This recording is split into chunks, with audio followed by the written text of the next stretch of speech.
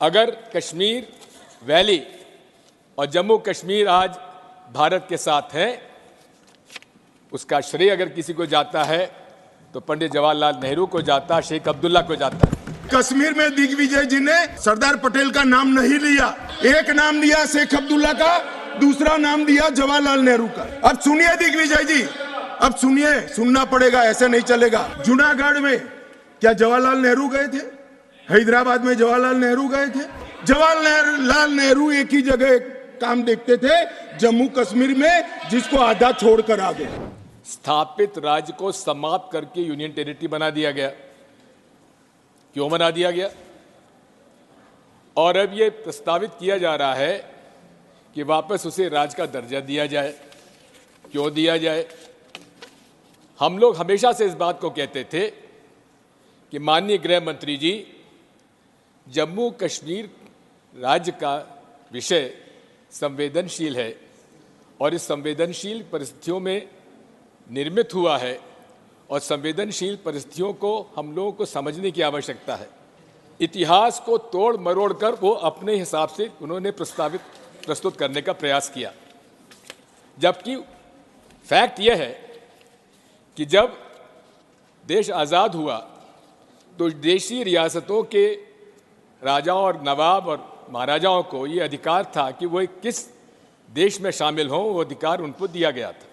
अगर कश्मीर वैली और जम्मू कश्मीर आज भारत के साथ है, उसका श्रेय अगर किसी को जाता है तो पंडित जवाहरलाल नेहरू को जाता, शेख अब्दुल्ला को जाता। आर्टिकल 370 के बारे में बहुत सारी बातें कही गई, आतंकवाद समाप्त हो जाएगा, लेकिन आर्टिकल 370 में बचा क्या था?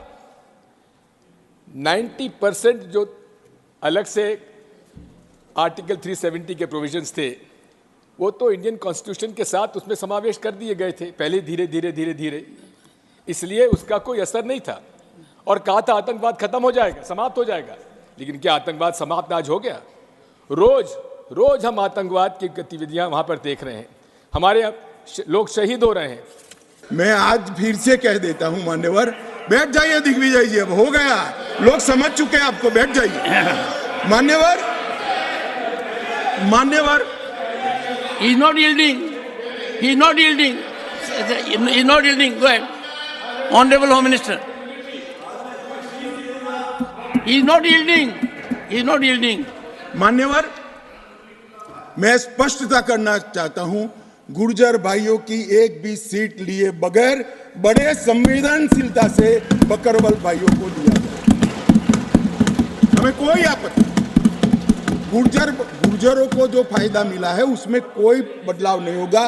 ट्राइबल के सारे फायदे एजुकेशन में और बाकी सारे नौकरियों के रिजर्वेशन में जितने भी फायदे गुर्जर भाइयों को मिल रहे हैं, पहाड़ियों को मिल रहे हैं, वो पहाड़ियों को जो भी मिलेगा वो उसके अलावे मिलेगा।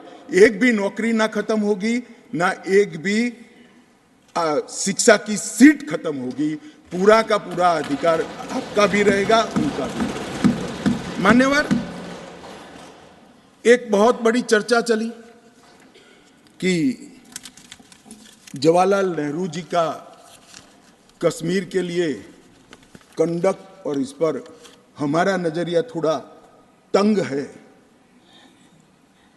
जहां तक तंग नजरिए का सवाल है साहब, देश की एक भी इंच जमीन का सवाल है, हमारा नजरिया तंग रहेगा, हम दिल बड़ा नहीं कर सकते। किसी को अधिकार नहीं है अपने बड़े हृदय को दिखाने के लिए देश का एक भूभाग देश से चला जाए और मूक दर्शक बनकर खड़े रह जाए, किसी को अधिकार नहीं। मैं आज फिर से कहता हूं, ये आरोप से मैं सहमत हूं, हमारा नजरिया तंग है। देश की एक इंच जमीन भी जाती है तो इसके लिए भारतीय जनता पार्टी का हर कार्यकर्ता सर्वोच्चता से संघर्ष करेगा, लड़ाई करेगा और लड़ेगा। हमें कोई इसमें शर्म की बात नहीं। मान्यवर, मैं कुछ बातें कहना चाहता हूं, बहुत कुछ कहा है, अभी कहा गया नेहरू के कारण कश्मीर यहां है, नेहरू जी के न होते तो शायद ये बिल ही नहीं आता। और कश्मीर होता ही नहीं, इस तरह से कहा। मैं आज कहना चाहता हूं कि जो आजादी के बाद भारत की रचना को जानते हैं उनको मालूम होगा हैदराबाद में इससे भी बड़ा प्रॉब्लम हुआ था। क्या जवाहरलाल जी गए थे क्या?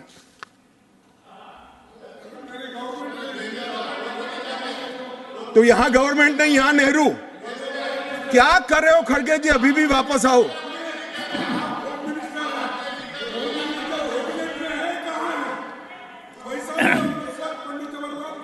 एक मिनट, रिकॉर्ड पर है।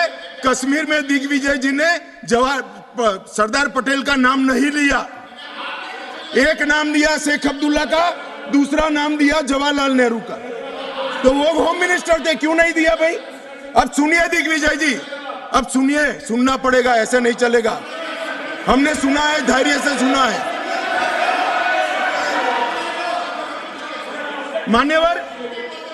मान्यवर जूनागढ़ में क्या जवाहरलाल नेहरू गए थे? हैदराबाद में जवाहरलाल नेहरू गए थे? लक्षद्वीप में जवाहरलाल नेहरू गए थे? जोधपुर में जवाहरलाल नेहरू गए थे? जवाहरलाल नेहरू एक ही जगह काम देखते थे, जम्मू कश्मीर में, जिसको आधा छोड़कर आ गए। एक ही जगह देखते। मान्यवर, दूसरा, विलय लेट क्यों हुआ? सारे लोग जानते हैं साहब, इतिहास को 1000 फुट नीचे दफन कर दो, वो ऐसा बीज है जो वटवृक्ष बनकर सच्चाई बाहर आ जाती है। सब जानते हैं कि हमारा विलय इसलिए लेट हुआ कि महाराजा पर किसी एक व्यक्ति को विशेष स्थान देने का आग्रह था, शेख अब्दुल्ला को विशेष स्थान देने का आग्रह था। इसके कारण विलय लेट हुआ और पाकिस्तान को आक्रमण करने का मौका मिला। मैं आज ये पूछना चाहता हूं कि इतने सारे कठिन राज्यों का विलय हो गया, कहीं पर 370 क्यों नहीं है? क्यों नहीं है? ना जोधपुर में है, ना जूनागढ़ में है, ना हैदराबाद में है, ना लक्षद्वीप में है। क्यों 370 नहीं है? कि संवेदनशील हृदय के कारण 370 है। संवेदनशील हृदय। मान्यवर, कंडीशन किसने रखी? किसने स्वीकार की? इतिहास जवाब मांगता है, देश की जनता जवाब मांगती है, जवाब देना पड़ेगा, भाग नहीं सकते इतिहास से कोई। मान्यवर, सेना भेजने में देरी क्यों हुई? और ये कहते हैं कि इसके बाद भी देरी हुई है। मैं साहब एक रेफरेंस सैम मानेकशॉ का देना चाहता हूं। फील्ड मार्शल सैम मानेकशॉ तब डायरेक्टर ऑफ मिलिट्री ऑपरेशंस थे। उन्होंने एक जगह पे कहा है कि कबीलाई हमलावर आक्रामक और लूट मचा रहे थे, तब चर्चा में ही व्यस्त थे। मैं व्यक्ति का नाम देना नहीं चाहता वरना खड़े हो जाएंगे। तब एक मीटिंग में सैम मानेकशॉ मौजूद थे। सरदार पटेल जी ने नेहरू जी को कहा, जवाहर, आप कश्मीर चाहते हो या नहीं चाहते हो, देरी क्यों हो रही है? तब जाकर सेना भेजने का निर्णय हुआ है।